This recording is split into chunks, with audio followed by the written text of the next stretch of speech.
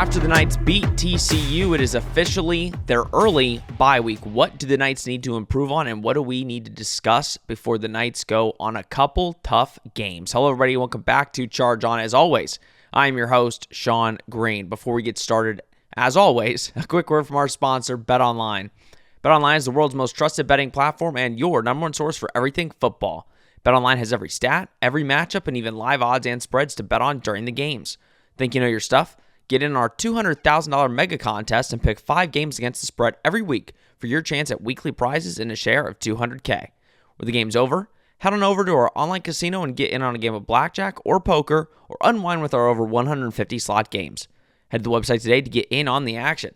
BetOnline, the game starts here. Bye week. It's the bye week.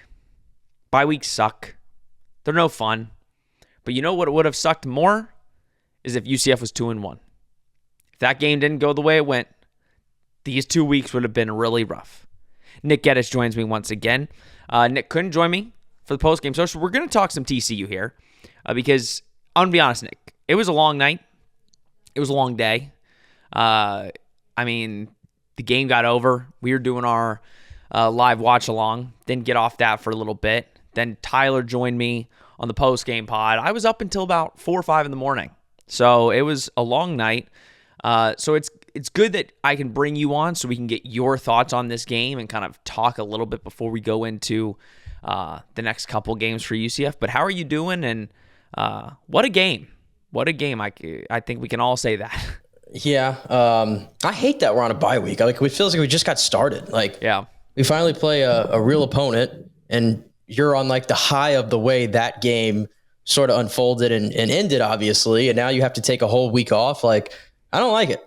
I know UCF, I know it's good for the team, okay? But me personally, selfishly, I don't like it. I wish we could just keep on playing and go through this next part of the schedule that we're going to get into. But yeah, a hell of a game, a hell of a win that, when TCU comes right out of halftime, at a half and makes it 28-7, it's like, here, did anybody think UCF was winning that football game at that moment? Because I was, I had already tuned it out. I was like, yep, okay. Defense looks like they're frauds after the first 2 weeks. And, offensively, all of a sudden special teams is making all these errors that we saw last year at the end of the season and just not much going right. The crowd was certainly into that game, I have to say. For whoever said they had the one of the worst Big 12. I thought they were great in that game. At least it translated over TV, I thought. But what they scored there in 3 quick plays or 4 plays right after and responded and then just went from there. And as I kind of was telling you, it's it just felt like the game plan was, okay, Kobe Hudson, they have no answer. 13 for TCU. The decision to leave him on an island with Kobe was a losing one. And RJ Harvey, who, by the way, I've seen all of a sudden people know who RJ Harvey is after this week. It's funny Everybody's talking about RJ Harvey. Everybody's talking about RJ Harvey and how good he is. And I've seen him in some people's top 10 Heisman lists and stuff like that, which I'm going to issue a mea culpa right now. I said he will not be in any Heisman discussions this year because of the improved running back room. But as we saw in this game, when they really needed to, they were going to lean on RJ Harvey. And so this was the RJ Harvey and the Kobe Hudson show. And of course, Kobe can't do what he does without KJ Jefferson, who he took I thought a good step forward from week 1 to week 2. And I think he took an even further step forward in week 3, considering the competition, considering where they were at in that football game. Thought he played tremendously well. So it was really those 3 players I felt like that just sort of willed UCF back into that game. I thought the play calling was great as well. The blocking I thought was outstanding in the second half of that football game. Clearly, some things they need to button up for sure. But, man, when you're down 21 like that on the road in that environment in conference play and you come back and win that football game in that fashion, you talk about a lift that this team needed. I think it's one of the signature wins, maybe the signature win for Gus Malzahn in regular season play since he's been at UCF, I could argue, outside of the Oklahoma State game last year. But the way it ended and everything and how it unfolded, it was so dramatic. It was so college football. It was awesome. I think everybody felt that. And it was one you had to have. Yeah, and I think, listen, people don't give TCU enough credit. I think they're now starting to realize that TCU is a really good football team. Yeah, are you going to give Josh Hoover credit now? I'm going to give Josh Hoover credit, but I want you, this is why I was upset that you weren't on the post-game pod. I needed my flowers because I said that this pass defense looked a little leaky. There were some things I didn't like, and you and Steven just gave me so much flack. And was I right or am I right? Was I right? There was a little bit of leakiness there. Mr. Beck and Mr. Richardson had some days for TCU. There's no doubt about it. Yeah, but no, Josh Hoover is a problem. Now, I will say, and we talked about this on the post-game pod, and, I think one of the things we'll talk about as we're looking towards the next 3 games, because we're going to we're going to look at where the team's at. We're talking about where we feel the team is at in the bye week, which, let's be real here, it's week 4. Not really much. Like we have one game that we could really take stuff off of. And right. I think the defensive line, like Josh Hoover had ample time to do whatever he wanted. I think the positive, and people were putting in the comments like, oh, well, at least UCF's run defense is good. And it's like, we actually don't know if it is good. Like, TCU just can't run. I mean, they only ran 17 times. Yeah, they just can't. They were using the screen game as their running game because they couldn't run the football.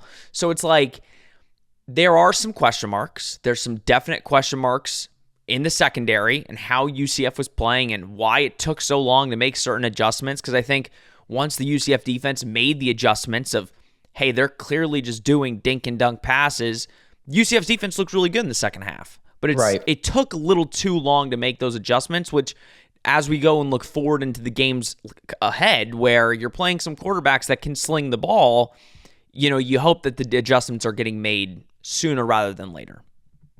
Yeah, and I will say it's at that point now after I saw them play against this opponent. Like, we have 3 games of sample size now to go off of in total.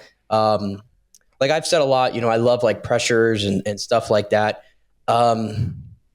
Eventually, Sean, I'm going to have to see some sacks. They got 0 pressure or 0 sacks in this game against TCU. And listen, TCU has a pretty good offensive line from a pass blocking standpoint. I think I had mentioned that. I don't think Hoover's been sacked yet this year, actually. So that has actually ended up being a major strength for that TCU football team. But eventually, they're going to have to get better in that department so you're not putting more strain on your secondary, because we know those two things go hand in hand. So not the greatest night for the defense, but give them credit. They bowed up when they needed to. Needed to. I've seen a lot of UCF teams, I think you have as well, last year for sure, where game gets out of hand and it just sort of implodes on them and they are never able to recover. But they were able to recover well, and they got into a little bit of a flow there. And, if not for a few Colton Boomer gaffes and for whatever reason, he just couldn't kick the ball off. He couldn't get it off the ground. It's not all on him. It's not all on him. But it's a special teams issue for sure that I'm going to keep an eye on, because those things have to be buttoned up. But if not for some of those issues, like, it's not really a 1-point football game. At the end of the day, it ended up being that way. But yeah, defensively, I need to see some more sacks going forward, especially when we look ahead to next week versus Colorado. Talking about an offensive line that's very gettable, a quarterback that takes a lot of hits in just about every game he plays. It's like now or never. Show up. Yeah, and I want to make this clear. This is not going to be this is not our Colorado preview. It's not our Florida preview. Right. We are circling the next 3 games specifically, because I think it's easy for us to say, okay, like, we're 3 games in, let's predict the rest of the season. I think we are going to look to see we're going to talk about the greater Big 12 and how UCF stacks up, because, Nick, here's the thing. After this game against TCU, I don't know about you. I don't know what you've heard from a bunch of people that are talking heads in the college football landscape. Seems like everybody's just saying I think if TCU were to win the game, everybody'd be saying that's the dark horse. But UCF wins the game, and I've only heard from every single talking head that watch out for UCF. This is a top 4 to top 5 team in the Big 12. Well, Robert, I think RG3 had UCF as one of his sleeper teams or up-and-comers after the first 2 weeks. So he's been on the UCF train. Kirk Herbstreit, no matter what you think about the guy, he's a very prominent talking head in college football, obviously. And I believe he had UCF on, I think, number 4 or something like that on his top performing teams of the week. So UCF got a shout out from him. This whole ESPN FPI thing is interesting because, folks, that's not a ranking. It's just a tool they use. What does it factor in? Like basically strength of schedule and like how much you're favored or something like that. It's something crazy. I guess I'll be honest. Every time I see it, I just keep scrolling. It's like, right. I don't need to see UCF high on that. I know they were up to 18 on that. I think ESPN's like playoff predictor UCF all of a sudden has like 30% chance or something like that to make the playoffs. So like, I guess if you're into that sort of stuff, it's cool that they're starting to get, some recognition. But yeah, I did kind of feel that way, that this was sort of the litmus test for both teams to see where they're at. But I think it's such a big deal for UCF again, because it was on the road. And we saw so many times last year, this team could not finish on the road. And again, it was really bad in that first half, but it's about how you finish. That's why you play 60. And UCF was able to do just enough to get out of there. No, they showed guts. And like I said before, TCU, if they had a run game, Nick, I think TCU is a top 4 to 5 team in the Big 12. If they had a run game, because if you give Josh Hoover more than 4 seconds, he's finding a guy. Like credit TCU's offensive line. They can pass block. They just can't run block to save their life. And I think when you look at UCF, and I saw TCU people talking about this, like UCF was down 3 touchdowns and they never stopped doing what they are built to do, which is run the football. Most teams would say, okay, well, we need to throw the ball all around the field. KJ, I mean, again, he made the plays when he needed to, but he only threw 22 times. I mean, this is 3 games. He's thrown 14, 15, and 22 times right now. And I think that's the sweet spot is definitely, I don't think you'll ever see him go over 25, 26 passes. Like, I don't think that's what this UCF team is made of. And to KJ's credit, I will say I had a couple people tell me in the post game, like, and again, sometimes it's just fun to be negative by some people. But I said, you got to rewatch KJ's passes. They were not, they were not good. They were underthrown. Kobe had to work for him. To which I texted you, and I rewatched all of his throws.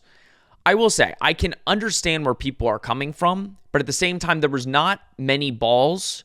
And here's what I said on my post game. I want to get, because you watched it, you saw KJ's throws, you rewatched it. I think I told you this too. Most of the balls weren't perfect. No. But they were in a spot that really only Kobe or whatever the receiver could get them. And the bad balls, the really bad balls, like were the one at Kobe's feet. Okay, the one where he overthrew Kobe. Okay, the second one in the end zone where he overthrew Kobe over 2 guys.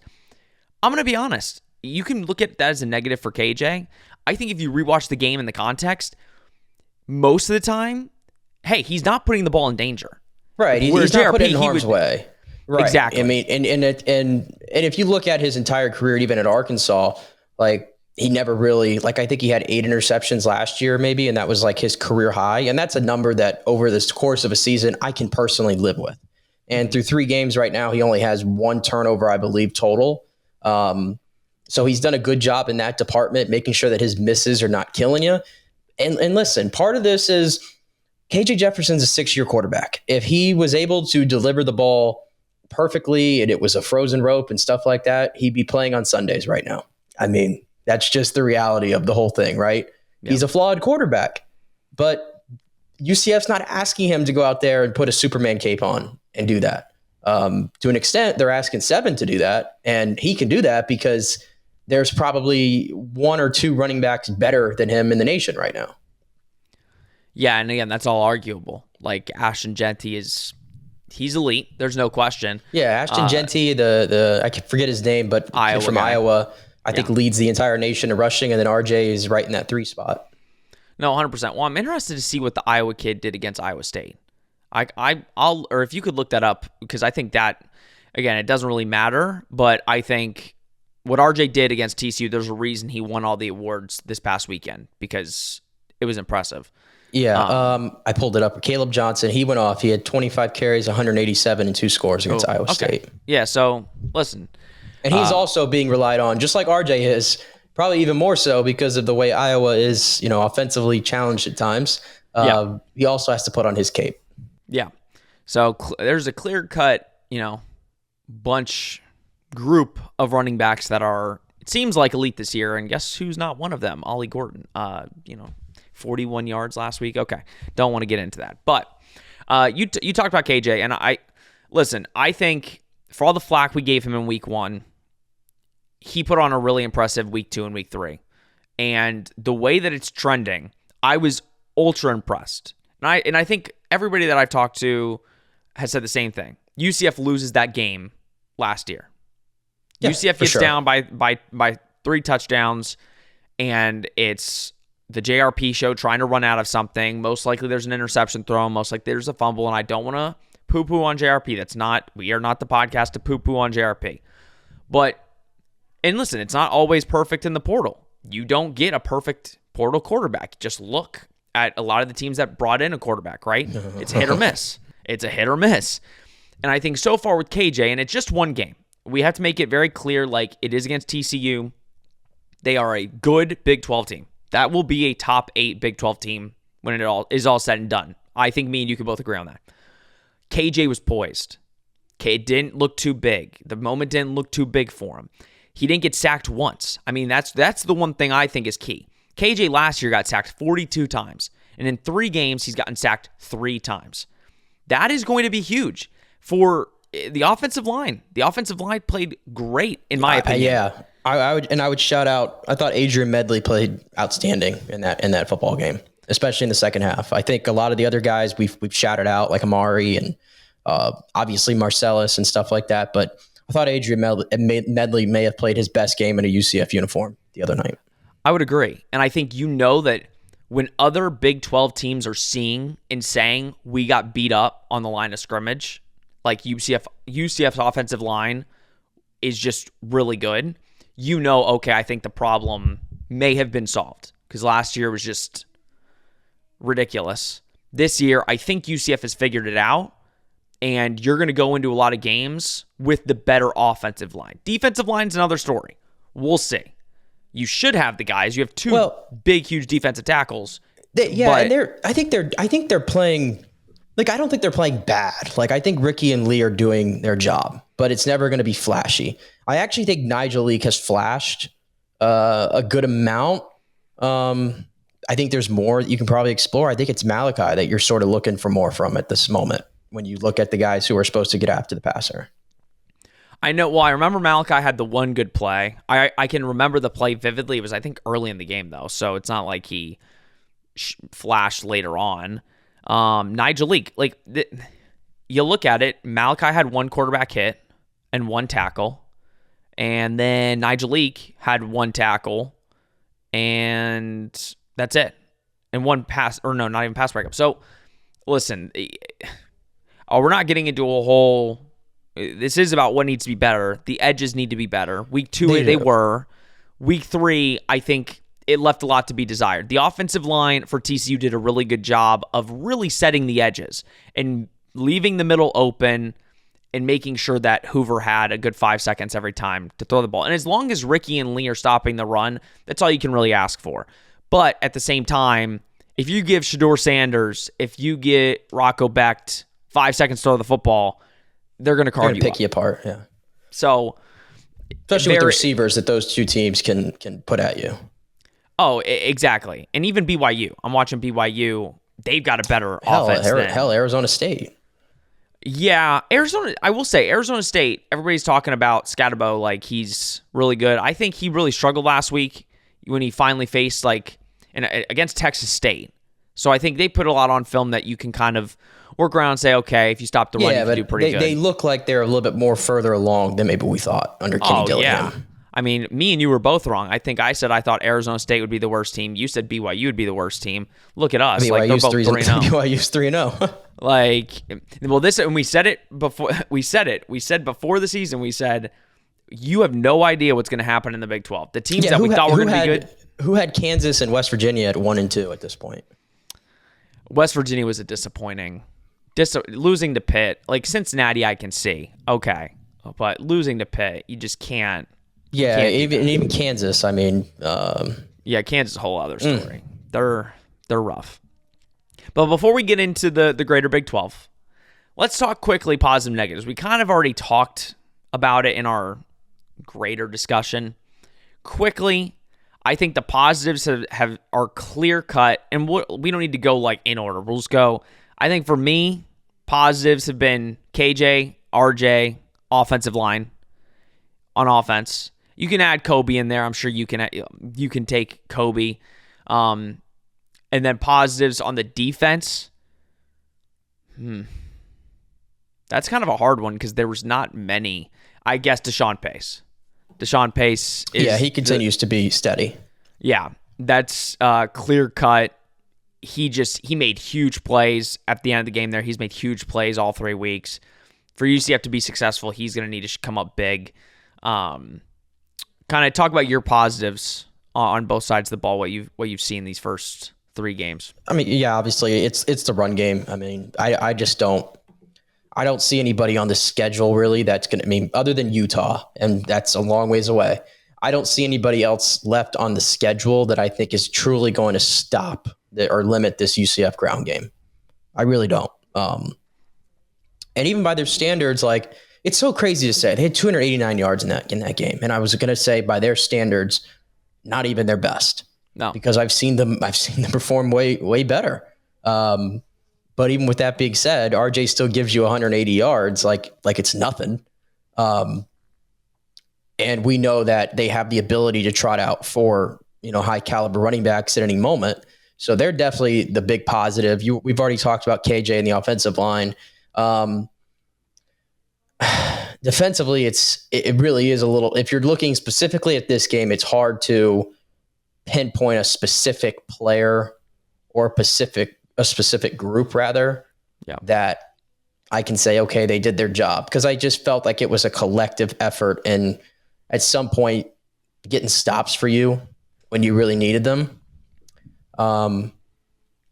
I guess you could, I mean, I could nitpick the corners a little bit. I mean, you already had gotten on board with that last week, as you already said, but I think you ideally would want one of these corners, whether that's Brandon Adams, Mac McWilliams, Antoine Jackson, and so forth, to make some more plays out there.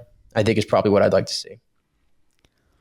Yeah, and listen, I wanted to talk to Ted Roof. I thought they were going to make him available on Sunday. They weren't. I know that we're hoping that we'll get them this next Sunday in a couple days to kind of go over what they worked on in the bye week, because, yeah, they made the adjustment. Ted Roof and staff made the adjustments when needed. The corners came up a little bit. It looked like the Addison Williams defense for the first half there, where it's like, why are the linebackers playing 12 yards off the ball? Like, just move them up. I think the negatives really, if you're talking offense, there hasn't been many negatives. I would say maybe red zone efficiency sometimes, like settling for field goals. That was big in the first half. Maybe a little bit of sometimes the Gus management of the clock at the end of halves is leaves a little bit to be desired, and that's a common Gus issue that we've already known. Yeah, that was pretty bad. That was pretty bad. If you watch the live watch along, you'll see I was not happy at the end of the half there because it was very poor. But listen, Gus is not naive. He admitted it. He said that was poor. And listen, you also have to realize when teams are you can't sub as many times as you do. You can't. Like, if you're a team that plays with pace and you want to run down people's throats, and that's what you want to do, you can't sub in every single time, because guess what? A team like TCU, who has a smart coach, is going to be like, jog on the field. The refs aren't going to call delay games for guys jogging on a substitution. So that needs to get cleaned up 100%. And then defensively, you just feel like, Nick, there's a lot to be desired. They played a really good game in the second half. They showed you they can make adjustments, but you can't get down 21 points and then finally make an adjustment. It's one of those things where, like, the result is great. The process is what kind of left a lot to be desired of how you got there. Because I mean, I'm trying to go back. Like, what was our score predictions going into this? I think I had it at I said 31-28. You said 37-28. Right. So TCU scored, 6 more points than we even said. So like it was sort of in that ballpark, but it's just the way we got there that you didn't like. But at the end of the day, you still give them a little bit of credit for, like I said, bowing up when it mattered. Oh, 100%. I mean, without them, UCF doesn't win that game. If they don't make the stops, they don't come out of it. Like, the third down conversions in the first half were just absolutely egregious. In the second half, you got a bunch of 3-and-outs, and UCF actually had a better percentage on third down than TCU at the end of the game. So it's like, stats only say one thing. They don't tell you the full story. We've always said that here. And that was one of the underlying things you could take away from the defense. So we'll see. I'm intrigued to see what they do during the bye week. I'm sure it's not going to be a chill, we just won against TCU and a big comeback, let's relax. It's going to be, we have a lot to clean up, and we have some tough teams coming up. And let's talk about some of those teams. We're going to look at the next 3 games. So Colorado, Florida, and Cincinnati. And now, again, we're not going in depth. This is what me and Nick have saw from these teams, our confidence level against these teams. Let's quickly start with Colorado, and it's just confidence level. We're not going to go, going in depth. I'd say my confidence level right now with Colorado is like an 8.5. The passing defense kind of does scare me.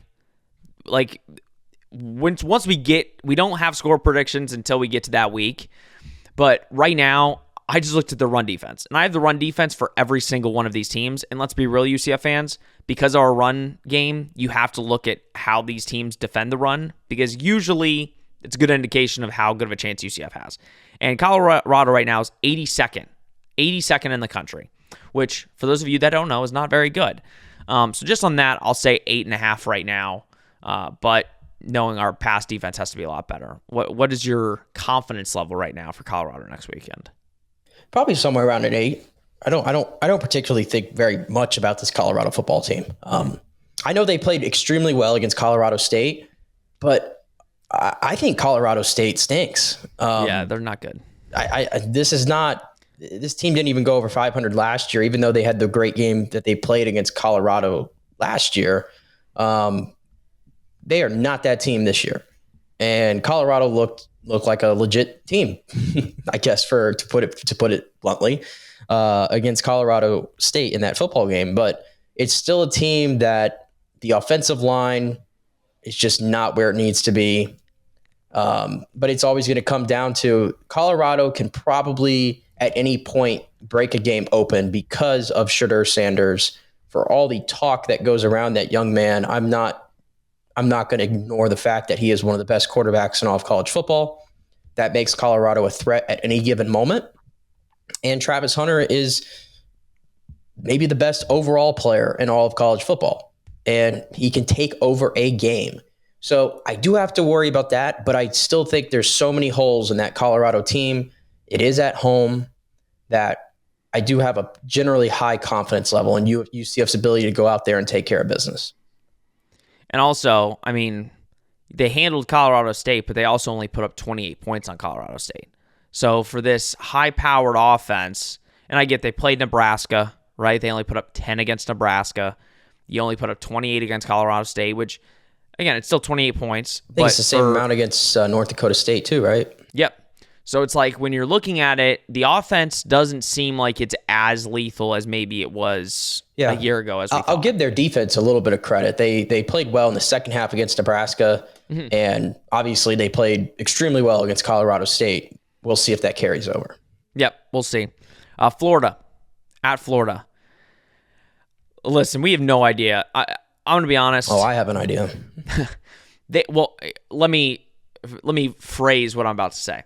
We have no idea what that team is going to be, who their coach is going to be, who's going to be on the field for that game. What I will say is they should beat Mississippi State this weekend.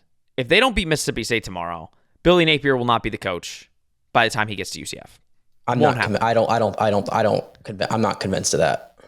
I think there are some issues in Florida's athletic department and just in general their political hierarchy and system right now that I don't think they are in as much of a rush as you might think to fire Billy Napier at this point in the season. What I will say, and the reason why I said I have an idea of what to expect, is I watched that A&M game and I thought Florida quit. I thought they quit, especially on defense. I thought they quit. And that is an alarming sign at this point at 3 games into the season. I thought that was a winnable game for Florida, especially with Wigman out of the game. And he's not special to begin with, but I thought they quit. I mean, to lose in the fashion that they did, I know the scoreline ended up looking a little bit more respectable. That game was not close. That game was not close. It just depends. Is DJ Lagway going to be playing at quarterback full time by the time we get to UCF, or are they still going to be going with Mertz and Lagway? Well, and I forgot who brought up the point. I think Brandon Kravitz brought up the point this week. First of all, this is a elementary school saying, Nick, as you know. We both have watched football and talked about football our entire lives. The one saying, when you have 2 quarterbacks, you have 0. You have none. So playing both guys in the game, and it's weird because I feel like we all think UF has a quarterback. Yeah, but also it's just not the guy who's continuing to be trotted out there as QB1. No, and also when Lagway gets in the game, you would assume, okay, it's going to be a different type of offense. They run the same offense when Lagway's out there than Mertz. It's the same offense. There's nothing different. Not a single thing. You just have the risk of, okay, Lagway might take one off. He can run the ball. Dual threat type of guy. They run the same offense. Yeah, but I just think they're completely, like, I don't think they're a lock to beat Mississippi State. I know Mississippi State's not good, but I don't think they're a lock to win any game right now. So what's your confidence level for UCF? 9. Ooh, okay. I have more confidence against Florida than I did Colorado. Yeah, I think I'm and right that's there. and I'm saying that knowing the swamp is the swamp, but the swamp ain't been a fortress in a long time. And for all the Florida fans that thought I was crazy about UCF fans going to the game, and Florida fans are probably rooting for loss. I mean, I'm sure they're rooting for losses at this point. Like, they don't want to lose to UCF. Maybe you might have a point there, but I think they're so out on Billy Napier at the moment.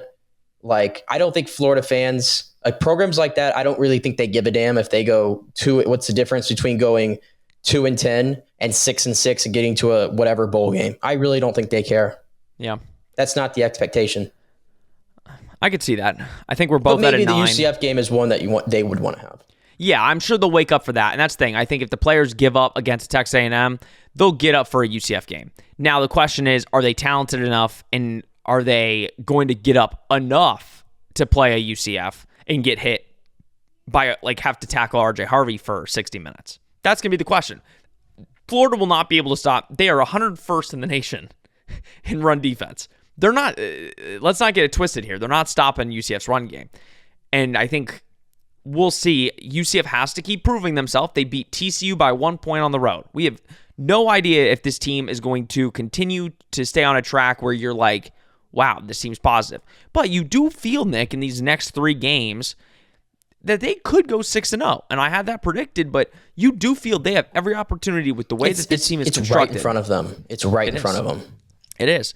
So me and Nick are both at a 9 for Florida. Cincinnati. I think Cincinnati, they're not good. Let me get it 100%. Cincinnati stinks. Okay. Cincinnati stinks. But here's the one thing I'll say. I think the difference between Cincinnati and Colorado and Florida is Cincinnati at least has both a pass and run game. They do. They can pass the ball and they can run the ball. And I think that will be the first test of UCF to see. Because listen, against Colorado, it's going to look a lot like TCU. You just play that. You have to play the pass. You're going to be able to stop the run. They don't run the ball very well. Shedeur Sanders doesn't want to run the ball. Florida, they haven't run the ball good at all. And then you get to a Cincinnati where Sorsby actually is way better than many assumed. You have Corey Kiner there who can run the ball. And their defense isn't half bad. They've got a decent defense. So it's like, that'll be, my confidence is about still a 9 for Cincinnati because I feel like UCF just has the overall better team. They'll be able to break them down. Cincinnati is nothing special. At the same time, it's a rivalry game. And at the same time, they have both a decent pass and run game. So it'll be the first time where UCF is going to have to kind of be on their P's and Q's and make sure, are they going to run the ball or are they going to pass the ball? So kind of give your thought on Cincinnati. Yeah, I actually feels weird saying this, but hear me out. And you kind of touched on it, the fact that it is a rivalry game. For whatever reason, I mean, this game is all, even when sometimes it feels like UCF has the better team on paper, it's always been a dogfight. That's just the way. Last year it was a 2-point game. The year before, inside the bounce house, it was a close game for a while there before UCF finally put it away. It's just that way when these two teams play, no matter who's on the field. So I usually say all bets are off in games like that. Obviously, you love the fact that you get this one at home. I think that's huge. But so I put my confidence level somewhere around where Colorado is, but I probably have a tick more confidence in a weird way against Colorado than I did Cincinnati, because I just know this game is always very close. Yeah, and I wouldn't say that you're crazy for that. But I think looking at all these games, I think me and you have the same idea that realistically, over the next 3-4 weeks, UCF could be undefeated heading into Ames, Iowa. And we're not saying that, listen, UCF has a lot of special teams. They need to figure out special teams. They've got a lot. They've got some stuff to clean up for sure. Yeah, so it's like if you can just semi-clean that up, I mean, you can beat all these teams. Yeah, I'll just put it this way, and I guess this will segue into what we were gonna move on to anyway, about the lay of the land right now in the Big 12. Like, I'll get your take in a second. I truly believe that after 3 games so far, and this is all subject to change, obviously, but I think 5 teams have started to separate themselves in a pack. I think 5 teams. I think until somebody beats them, and as long as and it sounds like Rising's going to be back for Utah. I think Utah's still the one. I loved what I saw from Kansas State against Arizona and the way they were using Avery Johnson. It's what we expected to see from them. So I put them just below Utah at 2. And then I probably put a little bit of a break in that tier. And I would put Oklahoma State and Iowa State and UCF. I don't know if that's premature to put UCF there. Like if TCU would have won this football game, I probably would have put TCU in that right there at 5. Like I probably have TCU at 6. Yep. On my confidence meter right now in the Big 12. Yeah, and I don't think that's crazy to say. I mean, again, you look at it. I think I'm right there with you. I honestly, I know we don't always agree. Listen, UCF, I saw like a lot of people, and I know we're not going to get into the ranking talk, but some fans need to understand UCF proved something. They proved something this past Saturday. They proved to the greater public KJ Jefferson can play. That was a big question mark to people, was can KJ play? They already knew that UCF could run the ball. Listen, there's still some stuff to be desired about the defense. We talked about that. But when it comes to the Big 12 right now, UCF showed a lot of guts to win on the road. And yeah, who has a better offense than UCF right now in the Big 12? Nobody wants to see UCF. Nobody wants to see UCF on offense. That's my thing. I think UCF has the best offense in the Big 12 right now. Yeah, because the whole thing in what we said, Nick, was, okay, stop KJ, let KJ throw it. Stop the run game, let KJ throw it. Now you can't, because KJ's shown that he can put it on a dot and get his receivers the ball. So it's like, if you're going to play UCF, and I was watching some TCU guys, and they're like, Xavier Townsend, they're like, oh, they send a guy in motion every time. And yeah, they give it to him. They give it to Xavier Townsend like 4 times on that motion. So you can't not play that. So somebody's got to go watch him. Then it's like, are they going to run it? Is KJ going to keep it? Is KJ going to throw it? If UCF just does everything right and they don't turn over the football, they score on almost every play. So if you are a Kansas State, if you are a Utah, luckily UCF, and a reason why they're probably favored pretty highly to make the college football playoff, you don't have to play Kansas State. You don't have to play Oklahoma State. You get Utah at home. Arizona looks kind of that Arizona rough. game doesn't look as daunting as it once. I think the Arizona State game actually on the road looks tough. More questionable than I ever thought. Yeah, and listen, we were thinking that was an automatic win, and now it's like you got to go to Arizona State to play a really good Dillingham team. So it's like, I think UCF has a lot going for them, but it's about how is this team going to respond against the greater Big 12. I said subject to change because if you lose to Colorado at home, it's all over. We got egg on our face. Yeah. And that's valid. And I want to make it clear, like I said even before, I'd rather lose to Florida and beat Colorado. Because like at the end of the day, you're trying to win a conference championship. You're trying to go to a college football playoff. I agree with Nick. I feel way more strong that we're going to beat Florida than I do about Colorado. I'm very confident in Colorado just because I think that team is just got a lot. It's not a secret. Everybody knows what's going on with Colorado. But I think when you start looking deeper, if UCF can get to 6-0 before Iowa State, then we have the workings of a all real bets team. are off at that point. Oh yeah, no. Then we're popping bottles every single week on the pod. I mean, for every win, we're popping a champagne bottle because it's hard to go 6-0 in college football. I don't care who you are, and especially in your second season, the Big 12 would be a feat. Hell, I'll say this, and I know this might make some UCF fans mad. If UCF goes 4-2, and I know that'd mean they'd go 1-2 in the next 3 games. So I understand this. If UCF goes 4-2, Nick, with the back schedule it's terrible. I don't think it's terrible, but it's also at the end of the day, you can look at it as a clear positive. You can look at it as, okay, you got to 4 wins by the halfway point. You got to 4 wins. I don't see it as struggle. I don't see it as a positive. Maybe I'm looking at it from I don't think they go. I think it would be. Let me rephrase. I think it would be disappointing because I don't think they go 4-2. But what I'm saying is, if they can win one of the 2 Big 12 games, and if they lose to Florida, it's not like a shock. It's not a shocking thing. I mean, Florida's bad. At this point, losing to Florida is not acceptable.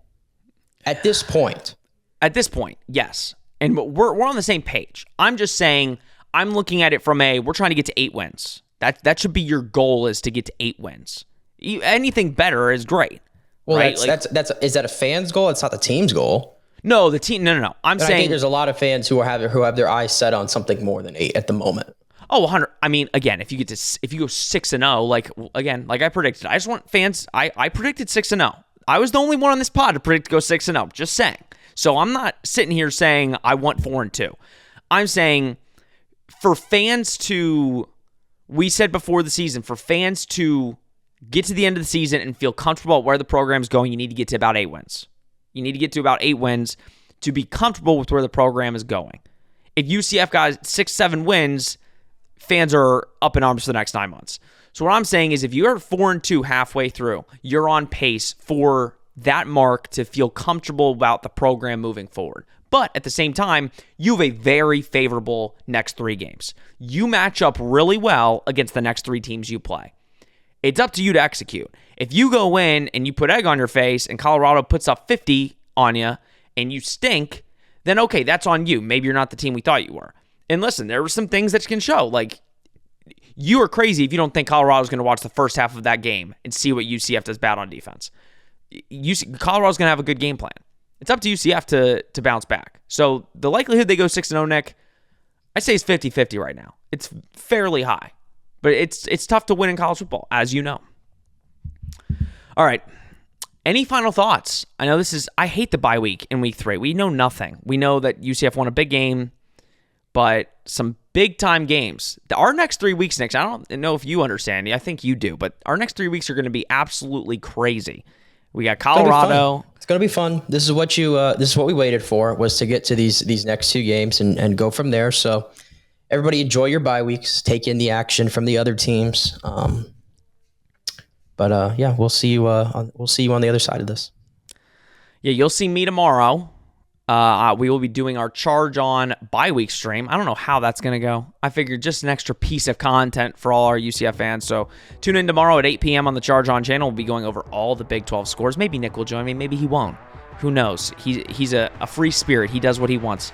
But yeah, tune in to the Charge On channel tomorrow. And then we will have our preview pod for Colorado next Thursday. This week got me all messed up. So next Thursday, you will get your preview pod. We're back on our normal schedule. So, all right, that's going to do it for this week's episode of Charge On. Please like, subscribe, comment, share. Do all that you do. We greatly appreciate it. I think we're almost 900 subscribers by the time of this recording. We truly appreciate it. You guys are really killing it with the support. So thank you as always. All right, everybody, this has been Charge On presented by Bet Online. I will see you tomorrow for the bye week stream. But we will see you next Thursday.